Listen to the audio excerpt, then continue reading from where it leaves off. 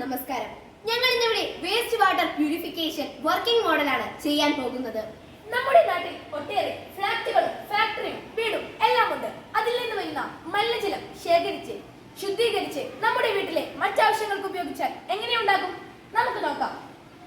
ആദ്യഘട്ടമായി വീടുകളിൽ നിന്നും ഫാക്ടറികളിൽ നിന്നും ഫ്ലാറ്റുകളിൽ നിന്നുമുള്ള മലിനജലം ശേഖരിക്കപ്പെടുന്നു.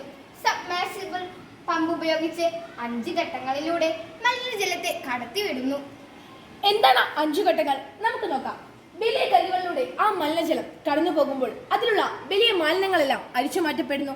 അതിനുശേഷം അത് ചെറിയ കല്ലുകളുള്ള ടാങ്കിലേക്ക് പോകുമ്പോൾ അതിലുള്ള ചെറിയ മാലിന്യങ്ങൾ അരിച്ചു മാറ്റപ്പെടുന്നു. അതിനുശേഷം അത് കരിക്കട്ടയിലേക്ക് കടക്കുമ്പോൾ കരിക്കട്ട അതിലെ വിഷാംശങ്ങളും രാസപദാർത്ഥങ്ങളും അരിച്ചു മാറ്റുന്നു. അതിനുശേഷം അത് മണലിലെത്തുന്നു. മണൽ നല്ലൊരു അരിപ്പയാണെന്ന് നമുക്കറിയാം. അതിലുള്ള സൂക്ഷ്മമായ മാലിന്യങ്ങളെല്ലാം മണൽ അരിച്ചു മാറ്റുന്നു.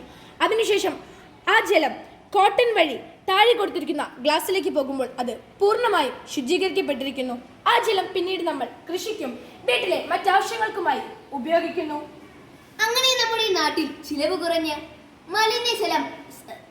മലിനജലം ശുദ്ധീകരിച്ച് നമുക്ക് വീണ്ടും ഉപയോഗിക്കുമ്പോൾ ഒരു പരിധിവരെ ജലം സംരക്ഷിക്കാൻ സാധിക്കും. Thank you.